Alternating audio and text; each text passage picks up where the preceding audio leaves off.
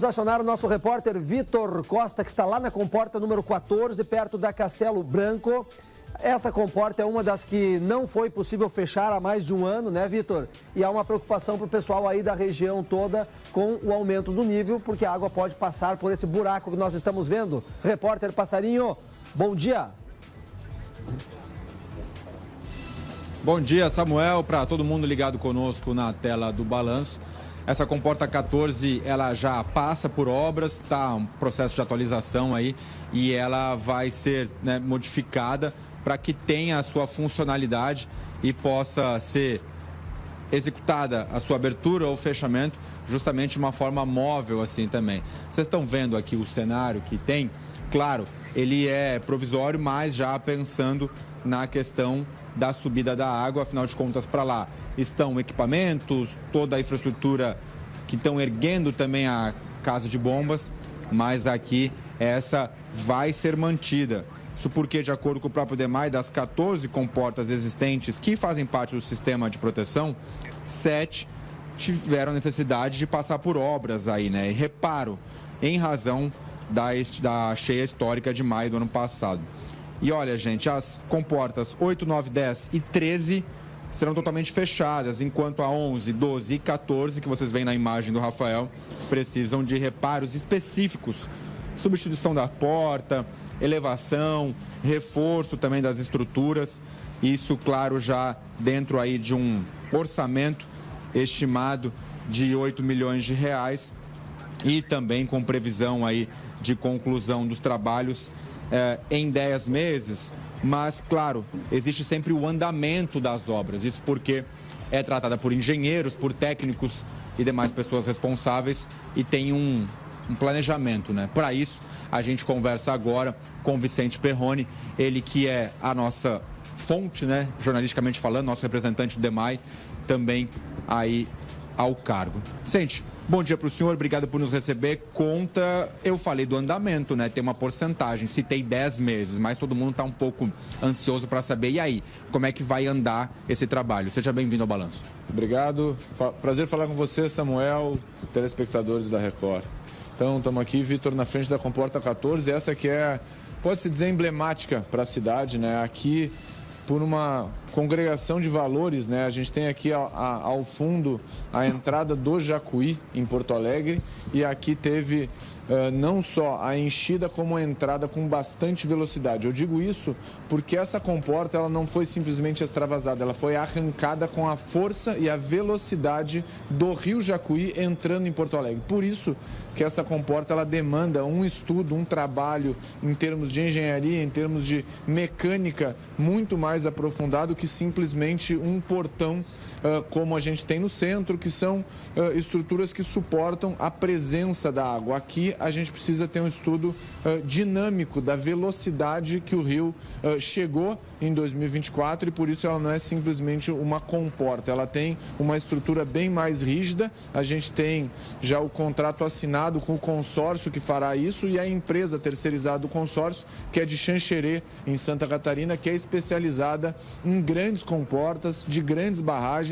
Inclusive, estamos com uma viagem marcada para conhecer o pátio da empresa e as estruturas dessa empresa em Santa Catarina, para a gente ter a certeza que o material fornecido ao DEMAI e à cidade de Porto Alegre seja da melhor qualidade e suporte toda e qualquer subida do rio e essa velocidade que o Jacuí nos surpreendeu em maio do ano passado, né? E aqui, assim, Perrone, traduzindo então para o nosso povo que está, né, do outro lado, ela vai ser móvel, assim, digamos, Então, o olho nu do leigo. Exatamente. Aqui a gente pode ver, são dois vãos. O vão da direita, de quem olha, né, vai ser fechado com concreto.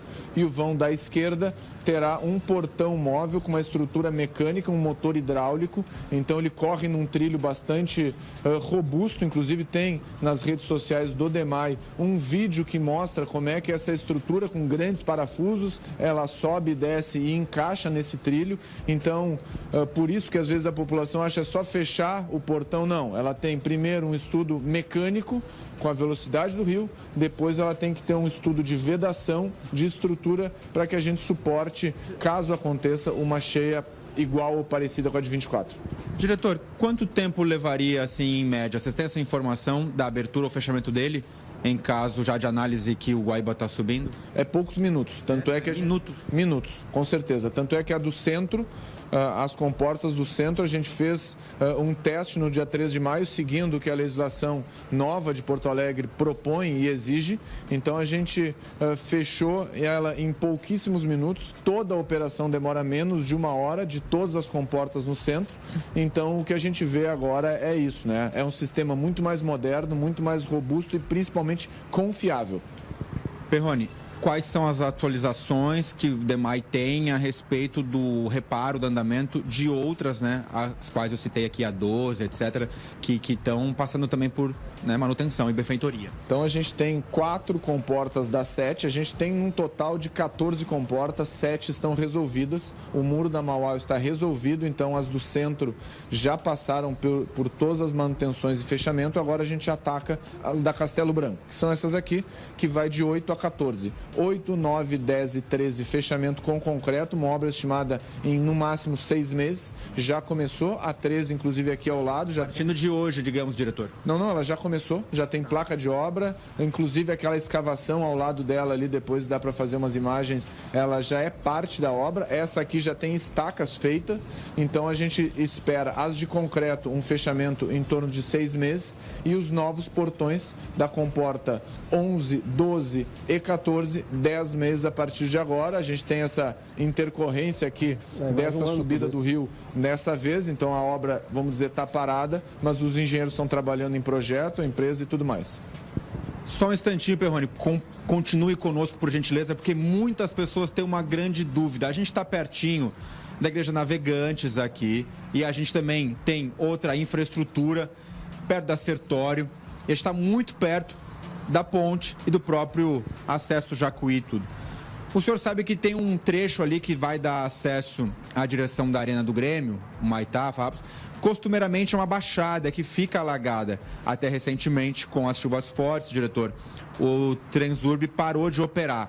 Aquela parte ali, ela tem alguma, digamos assim, alternativa? Está relacionada a esse trecho aqui ou algum bombeamento que está sendo erguido, por gentileza? Vamos lá, isso é uma pergunta bastante importante, acho que é do Samuel. Então, ali, aquela baixada da Sertório é o retorno da Sertório para a entrada na Voluntários da Pátria. Ela fica numa área que é de abrangência, vamos dizer, da casa de bomba do Transurb. Então, a gente tem do DEMAI 23 casas de bombas pluviais e uma casa de bomba que não pertence ao DEMAI, que é do Transurb.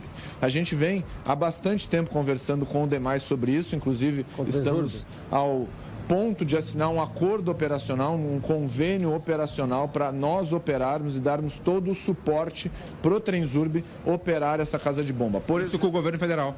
Isso é do governo federal. Inclusive, essa casa de bomba está sendo refeita com valores do governo federal e a gente acabou de ligar nesse minuto uma subestação que foi emprestada pelo DEMAI, um transformador para não precisar mais de gerador 24 horas por dia. O operador em momentos de alerta é fornecido pelo DEMAI. Tem um gerador contratado pelo DEMAI ali. O eletrocentro, que muitas vezes se confunde essa estrutura como do DEMAI, é emprestado do DEMAI para o Transurb. Então, é um acordo que a muito custo, vamos dizer assim, político e administrativo, está sendo costurado. Antes tinha um receio muito grande do Transurb em ceder essa estrutura para a gente, mas os acontecimentos, que as nossas casas de bomba funcionaram muito bem e a deles não tão bem assim, então eles se convenceram que é melhor, vamos dizer assim, deixar para quem entende operar, e eles operam o trem e a gente opera. Unir forças, assim, eu, Vitor, faço a leitura. Claro que sim, a gente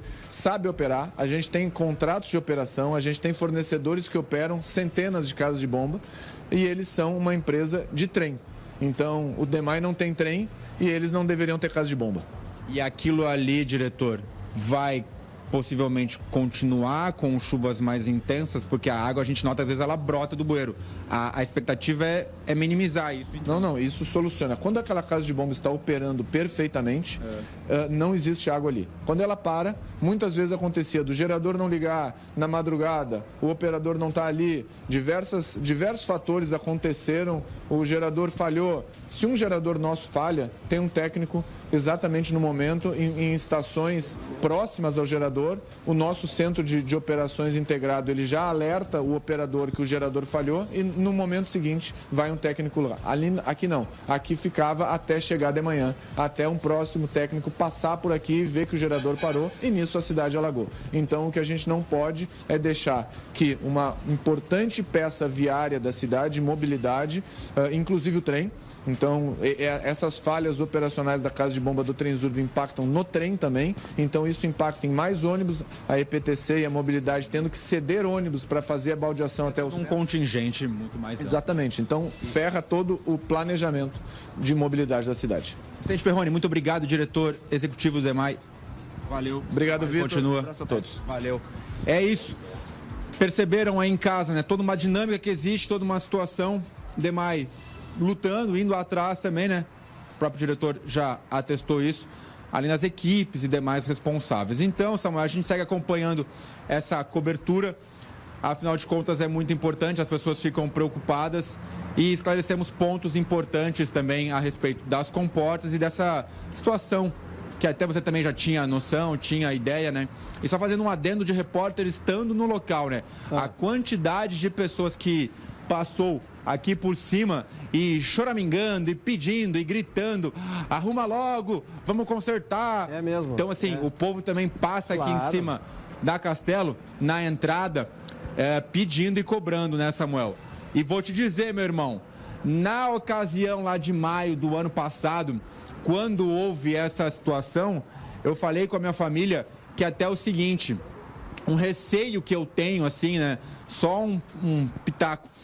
Se desse uma situação de, né, um cataclisma, uma catástrofe como a gente viveu, a gente ter só esse acesso, assim, aqui, né, de Porto Alegre, é muito pouco, né? A gente fica, de certa forma, mesmo ilhado, banhado pelo Guaíba. A gente percebeu que tivemos que sair lá para o aeroporto, era complicado, aqui ninguém entrava e saía. Então, quem sabe no futuro, talvez tenhamos uma preocupação menor até para acessar a cidade de Porto Alegre. Sim, que é muito importante, né? Numa situação como a do ano passado, ficar isolado complica para todo mundo. Obrigado, Vitor, pelas informações. Agora o nível do Guaíba, 2,93 metros. Vamos lembrar que ontem, nesse horário, estava 3 metros, né? Na hora do balanço geral. E depois subiu um pouquinho mais, 3,01 metros ainda durante o balanço geral. Agora 2,93. Está baixando um pouquinho, mas está baixando sim. E é muito importante isso. Valeu, Vitor. Vitor, o Rafael e o João Bialeschi lá na zona norte da capital, na comporta número 14.